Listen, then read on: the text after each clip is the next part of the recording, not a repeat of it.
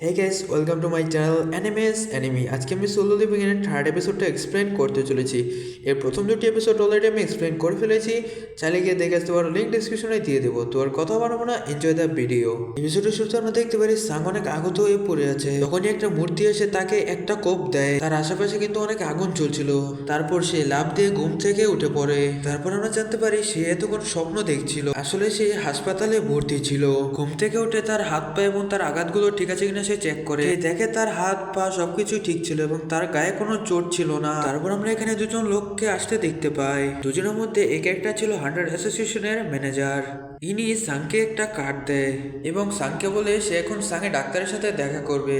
তারপর আমরা এখানে সুন্দর একটা মিউজিক দিয়ে একটা ইন্ট্রো দেখতে পারি। এর আগের এপিসোডে আমি বলছিলাম যে সাংয়ের একটা মার খাওয়ার দৃশ্য দেখে আমার খুবই খারাপ লেগেছিল। তো সেই ছোট একটা ক্লিপ তোমরা দেখতে চাও কিনা?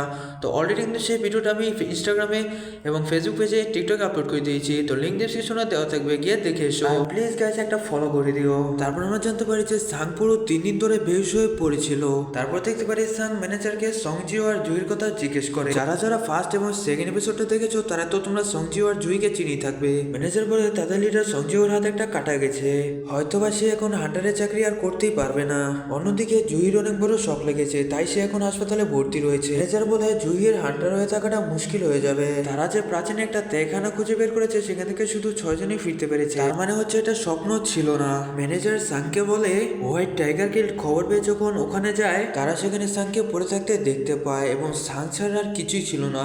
তারা সাংকে এনে হাসপাতালে ভর্তি করে দেয়। ম্যানেজার সাংকে জিজ্ঞেস করে যে সাংয়ের কখনো নতুন শক্তির অনুভূতি হয়েছিল নাকি। আমরা জানতে পারি এই অনুভূতি হান্টারের শক্তি নির্ধারণ করে, আর এই শক্তিকে কমানো বা বাড়ানো যায় না।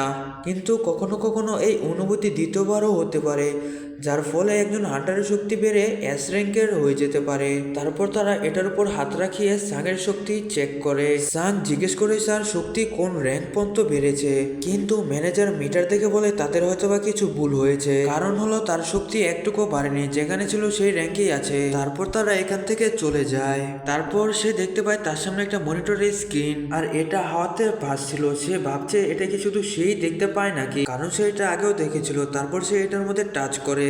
তারপর সে একটা ভীষণ দেখতে পায় যেখানে সে অনেকগুলো মূর্তিকে দেখে। এটা কিছুক্ষণই দেখে। তারপর এখানে জিনা আসে এবং জিনা এসে সাংকে ধমকানো শুরু করে। জিনাকে জিজ্ঞেস করেছে জিনা এটা দেখতে পাচ্ছে কিনা, কিন্তু সে না বলে দেয়। তারপর এখান থেকে জিনা বের হয়ে যায় এবং তার একটা বান্ধবীকে আমরা দেখতে পাই। এখানে এসে সিনটা শিফট হয়। তারপর আমরা সেই ম্যানেজারকে দেখতে পারি যে চেয়ারম্যান কোর সাথে কথা বলছিল। তারপর আমরা একটা মেয়ে হান্টারকে দেখতে পারি যাকে বি র্যাঙ্কের ইনস্ট্রাক্টর হওয়ার কথা বলে।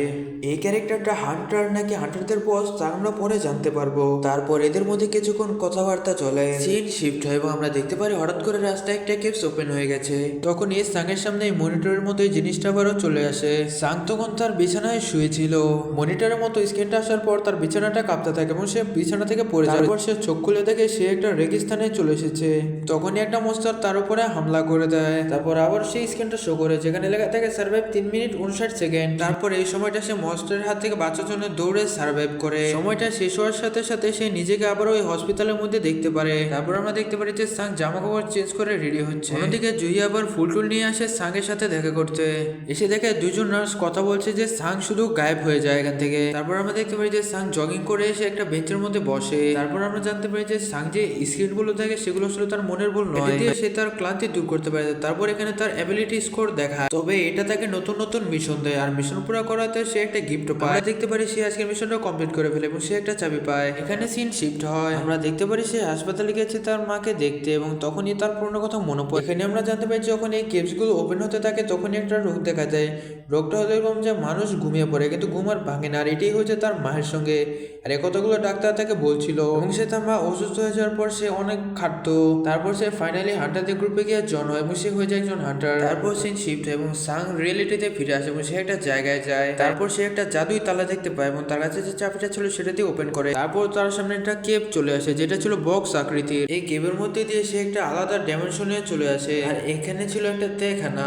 সাং এখান থেকে আর বের হতে পারে না, সেখানে ফেসে যায়। তারপর সেই তেখানার ভিতরে সামনে ঘুরতে থাকে এবং কিছু মনস্টাররা তার উপরে হামলা করে দেয়। এখানে একটা মনস্টার এসে সাঙ্গের পেটে আঘাত করে একটা ছোট ছুরি দিয়ে, তারপর সে এখানে লড়াই করতে থাকে আর এখানে এপিসোডটা শেষ হয়ে যায়। ভিডিওটা কেমন লাগেছে অবশ্যই কমেন্টে জানিয়ে দিও। যদি ইউটিউবে থেকে চলো অবশ্যই চ্যানেলকে সাবস্ক্রাইব করে একটা লাইক করে দিও। আর সামনে কিন্তু জুৎসু কাইসেনের সাথে কোলাব করতে চলেছে, তো তোমরা জুৎসু কাইসেন এনিমির এক্সপ্লেনেশন ভিডিও দেখতে চাও কিনা অবশ্যই কমেন্টে জানিয়ে দিও। যদি দেখতে চাও তাহলে জে লিখে দিও, আর যদি সোলো লিভিং দেখতে চাও তাহলে এস লিখে দিও, তাহলে আমি বুঝে যাবো। তো এবারের মতো বিদায়, দেখাবে নেক্সট ভিডিওতে।